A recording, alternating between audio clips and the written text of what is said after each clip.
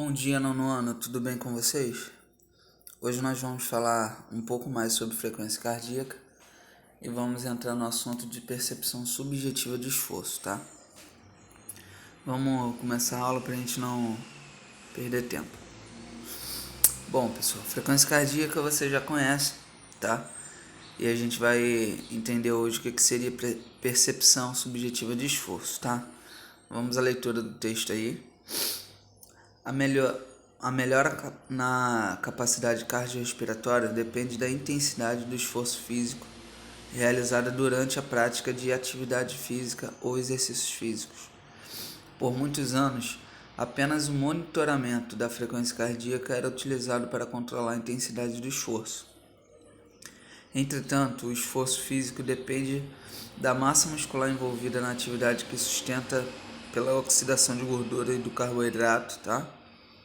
Desta forma, a orientação segue a proposta de relacionar a intensidade do esforço físico com a frequência cardíaca e com a percepção subjetiva de esforço. A percepção subjetiva de esforço pode ser monitorada pela escala proposta pelo sueco Gunnar Borg, que seria chamada de escala de Borg, tá? A escala vai de 6 a 20, em que 6 indica nenhum esforço e 20 indica esforço máximo, ou índice nas escalas são relacionados à frequência cardíaca durante o exercício. Bom, vamos lá, entender o que é isso. A gente já sabe, né, que frequência cardíaca é o monitoramento dos seus batimentos, tá, por minuto. A gente já entendeu que tem várias formas de você fazer isso, que é através da veia carótida, que fica localizada aqui no nosso pescoço. Existe a possibilidade de você verificar pelo punho, tá? Existe a possibilidade também de você utilizar os polares. Polares são relógios que você coloca uma faixa bem aqui na direção aqui do teu peitoral e ele vai monitorar a frequência de batimento do seu coração e vai enviar essas informações para o relógio.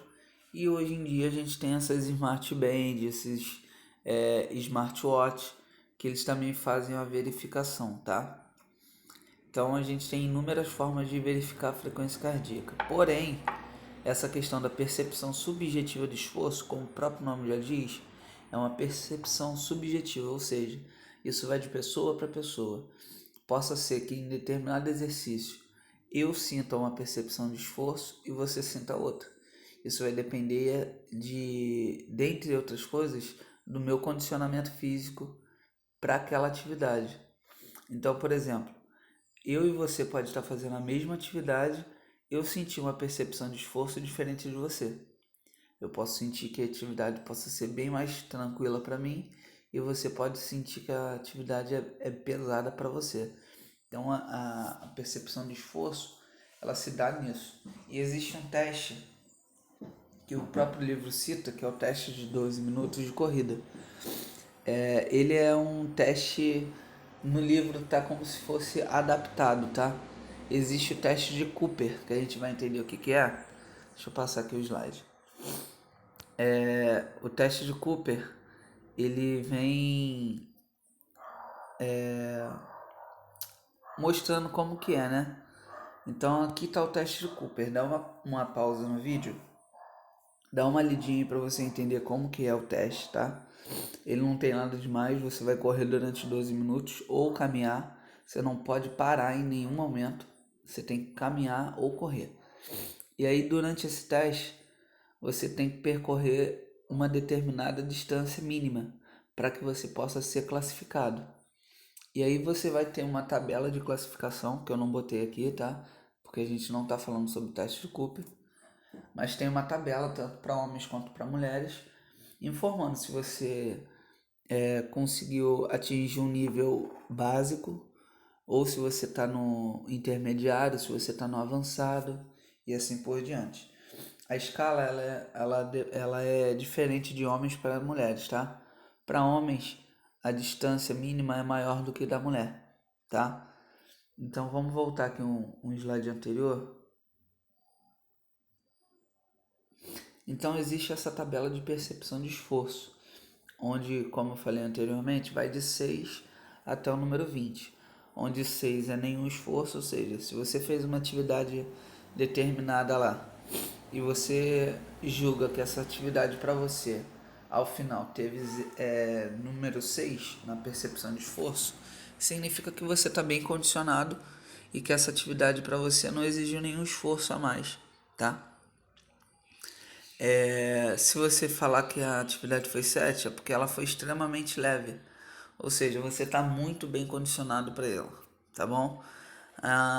Se perguntar você respondeu 13, por exemplo, vai significar que a atividade ela foi um pouco intensa. Mas nada mais do que isso. Ela foi um pouco intensa e pronto. Agora, se você faz alguma atividade e você percebe que essa atividade para você foi muito intensa, foi um esforço muito grande, você vai responder ali entre 19 e 20, tá? Então essa escala aí é mais para você delimitar até onde foi seu esforço. Seu esforço foi leve, seu esforço foi mediano, seu esforço foi muito pesado, tá? E como que a gente vai fazer isso? Por exemplo, você fez esse teste aí de 12 minutos. Você vai ter essa tabelinha aqui. Essa tabelinha é o seguinte: antes de você iniciar a corrida de 12 minutos, você vai verificar sua frequência cardíaca, vai colocar nessa tabelinha e vai verificar sua frequência, a sua percepção subjetiva de esforço, que nesse caso aí, antes de iniciar a corrida, provavelmente é 6, né? Porque você não está fazendo nenhum esforço ainda. E aí você começa a correr. Começou a correu. Bateu 3 minutos, você vai verificar de novo sua frequência cardíaca e vai verificar qual é a percepção subjetiva de esforço que você está naquele momento. Ok? Verificou rapidinho e continua correndo. Continua correndo, quando der 6 minutos, você vai verificar de novo sua frequência cardíaca, verifica sua percepção subjetiva de esforço. Ok? Fez isso, continua correndo. 9 minutos, você vai fazer a mesma coisa, verifica a frequência cardíaca, percepção subjetiva de esforço. 12 minutos, que é o final do teste, você vai verificar a sua frequência cardíaca e a sua percepção subjetiva de esforço novamente.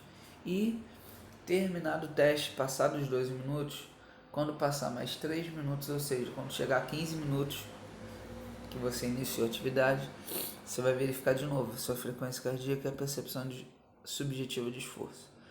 O que você vai ter com isso? De 3 em 3 minutos você vai ter verificado quanto que a sua frequência cardíaca aumentou, quanto que a sua percepção subjetiva de esforço aumentou, tá? E para que esses 3 minutos final após o teste? Para você ter uma ideia de como está seu condicionamento em relação à sua frequência cardíaca e sua percepção subjetiva de esforço. Por que eu falo isso? Porque depois que você termina uma atividade física, lembra lá a primeira frequência cardíaca, que foi o início do teste?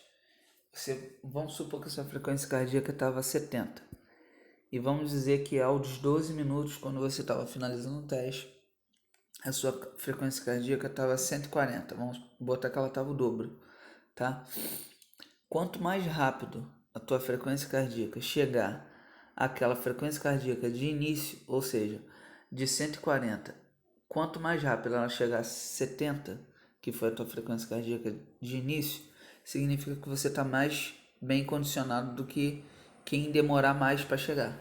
Ou seja, entre duas pessoas, se a pessoa A chegar em 3 minutos, a frequência cardíaca dela descer e voltar ao normal, e a pessoa B levar 6, 7 minutos para voltar à frequência cardíaca normal, significa que a pessoa A ela tem um condicionamento físico bem melhor do que a pessoa B. Por quê? Porque o corpo dela conseguiu recuperar mais rápido a questão do oxigênio, ok? Então, esse teste ele é monitorado de 3 em 3 minutos para que faça isso também. Para que ao final do teste você veja se você tem realmente um condicionamento legal ou não. Porque quando a atividade ela é muito intensa, você demora a recuperar o teu gás, demora a recuperar as tuas energias. Quando a atividade ela é de moderada para baixo, geralmente você vai conseguir recuperar seu oxigênio, sua forma normal, seu condicionamento físico bem mais rápido do que uma pessoa que não é condicionada, ok? Bom pessoal, Espero que vocês tenham entendido. Qualquer dúvida, vocês sabem que podem entrar em contato.